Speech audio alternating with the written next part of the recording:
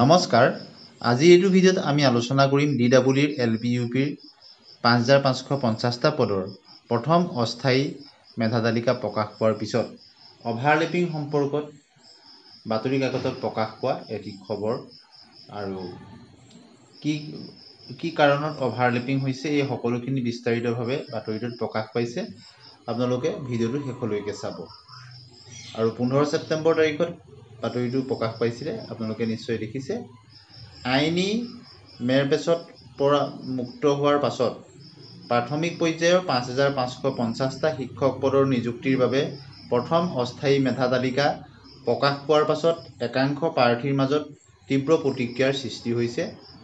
যোৱা 10 ছেপ্টেম্বৰত প্ৰকাশ পোৱা এই তালিকাত অভাৰলেপিং হোৱাৰ গুৰুতৰ অভিযোগ প্ৰাৰ্থীসকলে উত্থাপন কৰিছে।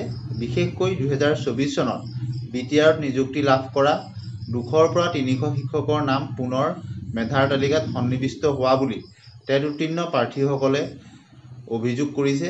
আজি দিছপুৰ প্ৰেছ ক্লাবত সমূহ টেট উত্তীৰ্ণ প্ৰাৰ্থীৰ হৈ এখন সংবাদমেলত তেওঁলোকৰ প্ৰতিনিধিবৰ্গই কয় যে শিক্ষা বিভাগে শিক্ষকৰ সমস্যা সমাধান কৰাৰ লগতে সমগ্ৰ ব্যৱস্থাটোৰ নতুনত্ব আৰু সংস্কাৰ সাধন কৰিবলৈ 2023 চনৰ ডিচেম্বৰ মাহত উচ্চ আৰু নিম্ন প্ৰাথমিকত 5550টা পদৰ বাবে বিজ্ঞাপন প্ৰকাশ কৰিছে। আৰু ইয়াৰ প্ৰথমখন অস্থায়ী মেধা তালিকা প্ৰকাশ হোৱাৰ পাছত যথেষ্ট অভাৰলেপিং হোৱা পৰিলক্ষিত হৈছে। BTRত উচ্চ প্ৰাথমিক আৰু নিম্ন প্ৰাথমিক বিদ্যালয়ত 2024 চনত নিযুক্তি লাভ কৰা বহু প্ৰাৰ্থীয়ে মেধাৰ তালিকাত স্থান লাভ কৰিছে। তদুপৰি BTRত স্নাতক আৰু স্নাতকোত্তৰ শিক্ষক হিচাপে নিযুক্তি লাভ কৰা প্ৰাৰ্থীৰ নামো প্ৰথমখন মেধা তালিকাত দেখা পোৱা গৈছে।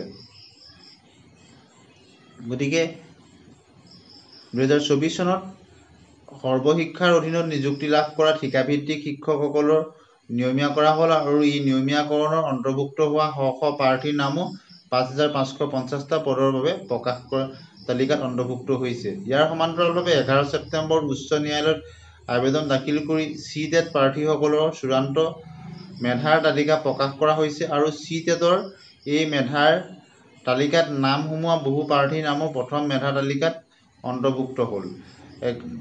একেখন প্ৰাৰ্থীত্বৰ একেটা বিষয়তে একেটা বিভাগতে 2-3টা পদৰ বাবে তেওঁলোক বাছনি লাভ কৰাৰ অভাৰলেপিং হৈ বহু পদ খালী হৈ ৰোৱাৰ সম্ভাৱনা দেখা পোৱা গৈছে। গতিকে 1-2 নম্বৰ কম থকাৰ বাবে মেধা তালিকাত নাম অন্তৰ্ভুক্ত নোহোৱা বা পইণ্টৰ কাৰণে নোহোৱাখিনি বঞ্চিত হৈ ৰ'ব। গতিকে পদসমূহৰ বাবে আবেদন কৰা বহু প্ৰাৰ্থীৰ বয়স উকলি যোৱাত তেওঁলোকৰ যথেষ্ট সমস্যাৰ সৃষ্টি হৈছে। গতিকে এই শিক্ষা বিভাগক তেওঁলোকে এই অভাৰলেপিঙৰ সমস্যাটো সমাধান কৰিবৰ কাৰণে কোৱা হৈছে। ইয়াৰ উপৰি GT-PGT তেওঁলোকৰ ফাইনেল ভেৰিফিকেশ্যন কৰি অহা তেওঁলোকৰ SF হোৱা বহু প্ৰাৰ্থীৰ নামো তালিকাত আহিছে বুলি তেওঁলোকে ক'ব বিচাৰে।